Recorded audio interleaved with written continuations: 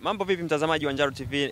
Leo natumaini upo mzima, na siku ya leo tumeona kuna game ya Yanga dhidi ya Silver Strikers, ambapo Yanga ametoka na ushindi wa goli 2 na kuweza kufuzu hatua ya makundi. Sasa ni game kidogo ambayo wana Yanga wengi walikuwa wana maswali na wengi walikuwa hawana imani, na mtandaoni kuna mambo mengi sana ambayo yalikuwa yanazungumzwa kuhusiana na kufanywa kiingilio kuwa free. Sasa kuja hapa tumekutana na miongoni mwa shabiki wa Yanga kindakindaki, tutapiga naye story tuweze kujua kwa upande wake yeye anazungumziaje game ya leo, lakini pia mashindano haya ya CAF Champion kwa ujumla. Mambo vipi kaka? Poa, kwema. Kama kawaida. Unaitwa nani? Mimi naitwa Benjamin, natokea Makuru, Dodoma. Okay. Game ya leo umeiona? Game ya leo ilikuwaje? Game ilikuwa nzuri kipindi cha kwanza, lakini kipindi cha pili kama tulilose focus. Tulikuwa tunapata nafasi, ilikuwa tunashindwa kuzitumia. Kwa nadhani pale mbele Yanga inahitaji kusajili striker dirisha dogo la usajili.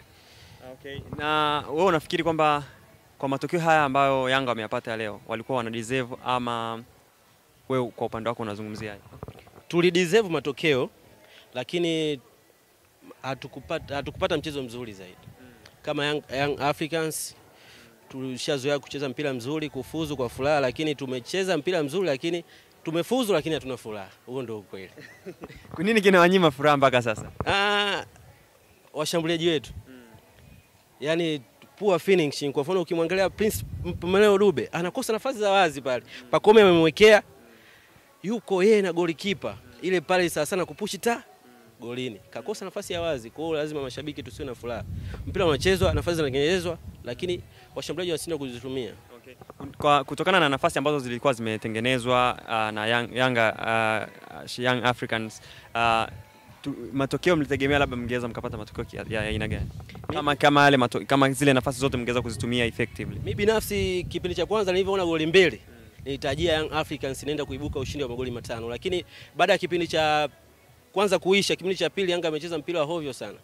Ila na imani na kocha wetu, ni kocha mpya lakini alianza vizuri tofauti na yule kocha wa mwanzo. Tulikuwa tunanuna tu muda wote, kocha minuno. Lakini sasa hivi Young Africans tunacheza mpira mzuri sana.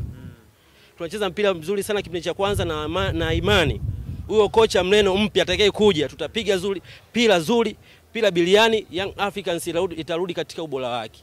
Okay. Nini kinakufanya wewe unaweza kujitamba kwa namna hiyo ama kujiamini kwa kiwango hicho? Tuna wachezaji wazuri. Tulikuwa tunakosa kocha tu.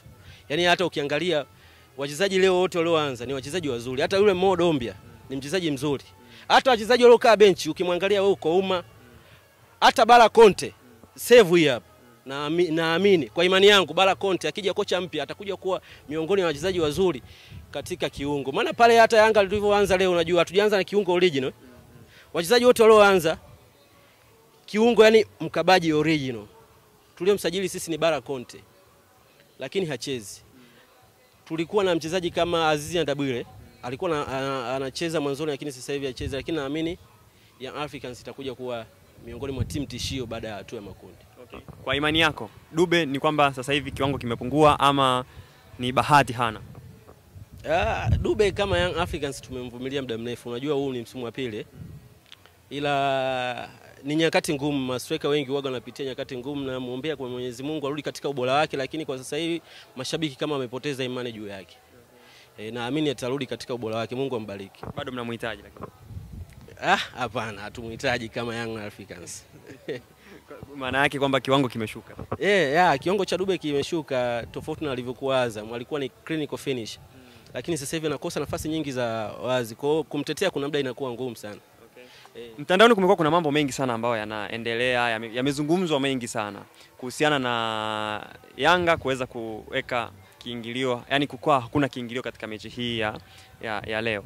Sasa wewe kwa upande wako unazungumziaje jinsi watu wanavyoisema vibaya kwamba mnaharibu mashabiki na nini? Tumemsikia Ahmed Ally amesema kwamba tunatengeneza mashabiki ambao hawana uchungu na timu yao.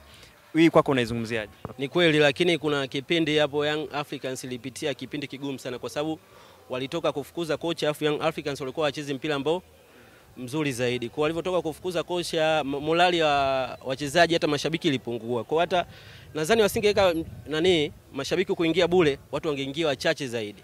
Kwa ingekupunguza morali ya timu zaidi kushinda. Kwa walivyoweka mashabiki kuingia bure, mashabiki walivyojaa, nadhani imeongeza morali kwa wachezaji na tumeweza. Ni kweli sio nzuri, ila naamini kivyangu mimi imeongeza morali ya wachezaji kufanya vizuri zaidi. Okay. Yanga wanafanya vizuri. Tunaona ni mabingwa, ni watetezi mpaka sasa hivi.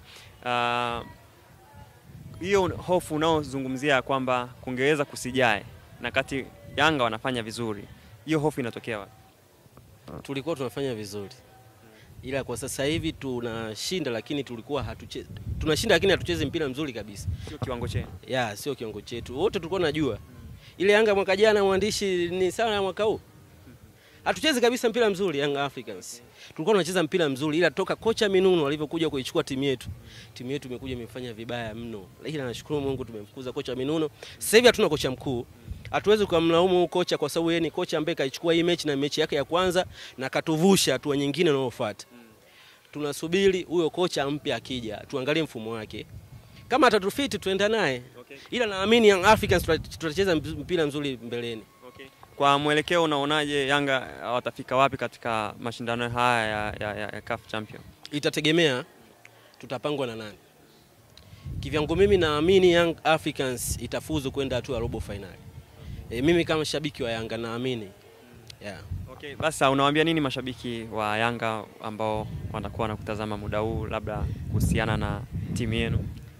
Na ninachotaka kuambia mashabiki wa Yanga kwamba waendelee kuiamini timu yao. Ni kipindi kigumu tulipitia hii hapa. Timu zote kubwa zinapitiaga wakati mgumu. Naamini mbeleni wachezaji tunao wazuri. Kocha anayekuja naamini atakuwa mzuri. Engineer kasajili. Hata uongozi wa Yanga upo stable, umeweza kuhimili kipindi kigumu. Kwa hiyo wawe na imani na timu yao, tutakaa vizuri na inshallah tutafanya vizuri mbeleni zaidi. Okay, mtani wako vipi, anatoboa? Mtani kashatoboa, kashinda goli 3 kaka. Katoboa mtani, kongole kwake. Kwa maana yake mtakuwa kwenye safari moja. Sijajua Singida Black Stars game inaendelea sasa hivi, naona si kashapoteza, ila Mungu ambariki. Na mwaka huu naombea timu ziwe 4 japokuwa Singida, ila naamini timu za Tanzania zote zitafuzu hatua ya makundi, wengine shirikisho, wengine klabu bingwa.